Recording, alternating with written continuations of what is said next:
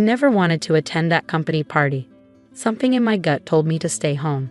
But as a junior clerk at Patterson Industries, attendance wasn't really optional. I'm Sarah Mitchell, and this is how my life changed forever in ways I never could have imagined. Growing up, I learned early that nothing comes easy. My parents died in a car crash when I was 16, leaving me to bounce between foster homes until I aged out of the system. Despite everything, I put myself through community college, working 3 jobs just to afford basic necessities. When I finally landed an entry-level position at Patterson Industries, it felt like my first real break. The company was massive, a global corporation dealing in everything from real estate to technology. I was just a small cog in the machine, processing paperwork in the HR department, but I was proud of even having my foot in the door. My direct supervisor, Linda Patterson, was the CEO's wife, and she never let anyone forget it. Linda Patterson was everything I wasn't, dripping in designer clothes, perfectly manicured, and thoroughly entitled. From day one, she seemed to take personal offense at my very existence. Maybe it was my secondhand clothes or the fact that I brought lunch from home instead of ordering from expensive restaurants like she did. Whatever the reason, she made it her mission to remind me of my place. "Sarah," she'd say, her voice dripping with fake sweetness, "be a dear and fetch my coffee. And try not to spill it this time. That cardigan you're wearing has seen enough wear already." Her comments always had an audience, and the office would fill with muffled snickers. I endured it all silently. This job was my lifeline, my chance at building something better. But everything came to a head at the annual company gala. The event was held at the Grand Plaza Hotel, the kind of place I'd only seen in magazines. I spent 3 months saving to buy a simple black dress from a department store clearance rack. It wasn't designer, but it was elegant enough. Or so I thought. The moment I walked in, Linda's sharp laugh cut through the crowd. "Oh my," she announced loudly, gesturing to her friends with her champagne glass. "Look who decided to join us. Sarah, dear, didn't you read the dress code? This isn't a funeral. That dress certainly looks like it came from one." Her friends tittered, and I felt my cheeks burn. But Linda wasn't finished. She sauntered over, her red-soled shoes clicking against the marble floor. "You know," she continued, her voice carrying across the now silent room, "some people just don't understand their place. A company gala is for people who contribute value, not poor clerks who probably spent their whole month's salary just to buy that tragic excuse for a dress." I stood there frozen as tears threatened to spill. Then my phone rang.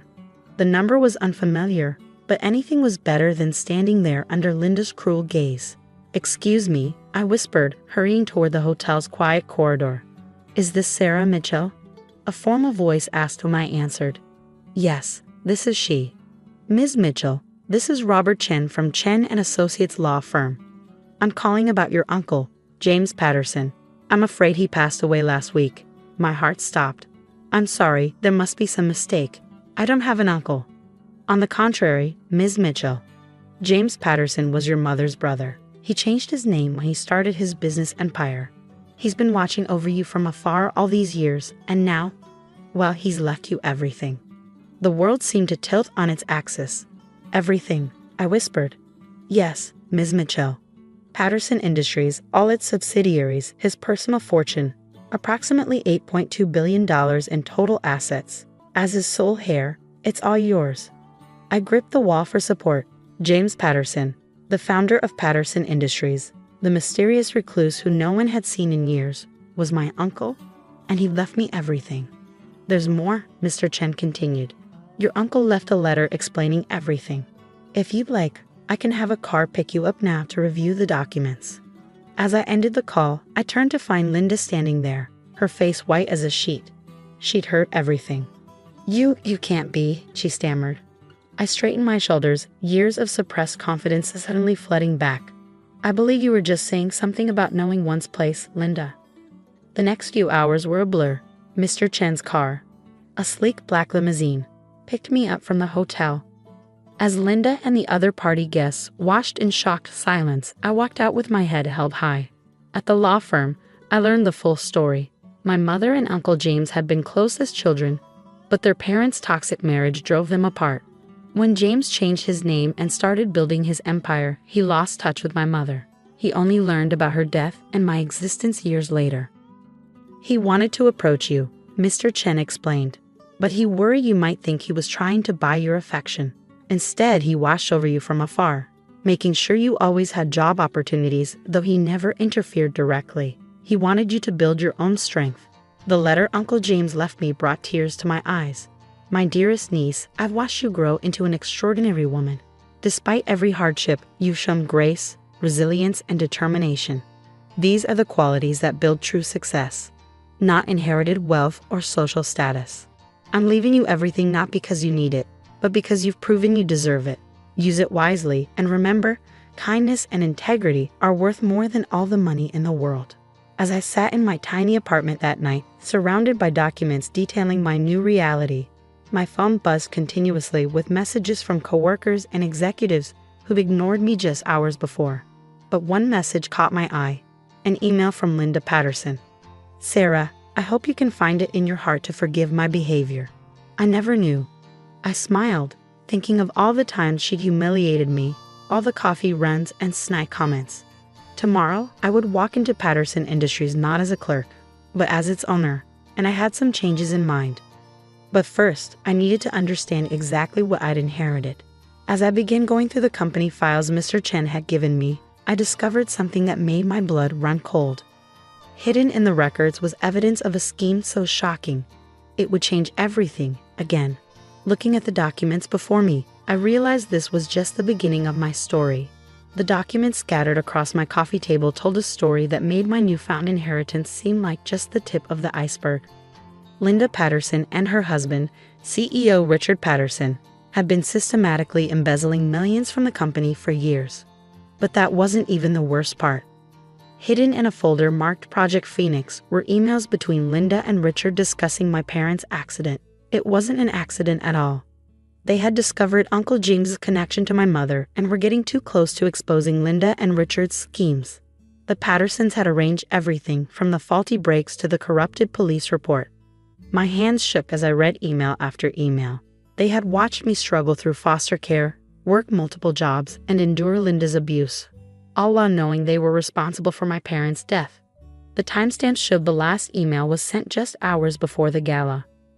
The next morning, I walked into Patterson Industries wearing a tailored Chanel suit, my first purchase as a billionaire. The security team, already notified of the ownership change, nodded respectfully. "Good morning, Ms. Mitchell." I headed straight to the executive floor, where I found Linda already holding court in her office. She jumped up when she saw me, her designer smile plastered on her face. "Sarah, I was just telling everyone how I always saw such potential in you. In fact, save it." I cut her off, my voice ice cold. "Security will escort you out. The police are waiting in the lobby." Her face went from fake warmth to panic in seconds. "Police? What are you talking about? Project Phoenix ring any bells, Linda? Or should we discuss my parents' accident?" The color drained from her face. "You don't understand. Richard handled all that. I just helped plan their murder and watched their daughter struggle for years. I finished for her. Don't worry, Richard's being picked up too." As security led her away, her screams echoed through the halls. "You can't do this. Do you know who I am?" "Actually," I replied calmly, "I know exactly who you are. And more importantly, I know what you did." The next few weeks were a whirlwind. The evidence was irrefutable.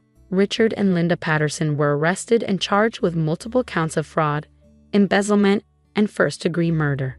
Their perfect world crumbled as quickly as mine had changed. During their trial, I sat in the courtroom every day, watching as they were sentenced to life in prison without parole. Linda's designer clothes were replaced with an orange jumpsuit, her manicured nails now plain and short. But revenge wasn't my end goal. Uncle James's words about kindness and integrity echoed in my mind. I used my new position to transform Patterson Industries. We established a foundation helping foster kids through college, created job training programs for underprivileged youth, and implemented strict ethical business practices. 5 years later, I stood at the podium accepting the Humanitarian of the Year award.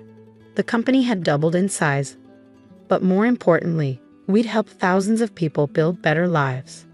After the ceremony, I visited my parents' grave, placing fresh flowers beside their headstone. "I hope you're proud," I whispered. "Everything I am, everything I've built, it's because of the strength you taught me." As I turned to leave, I noticed an elderly woman watching me. She approached slowly, tears in her eyes. "Ms. Mitchell, I'm Margaret Patterson, James's and your mother's mother. Your grandmother." I froze, studying her face. She had my mother's eyes. "I've wanted to approach you for so long," she continued, her voice shaking. "When I heard what Richard and Linda did, I'm so sorry. I failed your mother, failed the whole family. But watching you transform the company, helping others instead of seeking revenge, you're everything your mother was and more." I thought about Uncle James's words about family and forgiveness. Taking my grandmother's trembling hand, I smiled. "Would you like to get coffee? I'd love to hear stories about Mom." As we walked away together, I realized that true success isn't measured in dollars or revenge. It's measured in how we rise above our circumstances to help others. Linda and Richard had tried to break me, but instead they'd made me stronger. And now I was using that strength to break the cycle of cruelty and build something better. The clerk they'd once mocked had become not just their boss, but something they could never be, a force for positive change. And that was the sweetest revenge of all. That night, as I sat in my office overlooking the city, I opened my mother's old locket, the only thing I had left of her. Inside was a faded photo and a tiny note I'd never noticed before. In my mother's handwriting were the words, "To my dearest Sarah, your heart is your greatest strength. Use it wisely." I smiled, knowing that's exactly what I'd done. The poor clerk they tried to break had become something far more powerful than they could have imagined.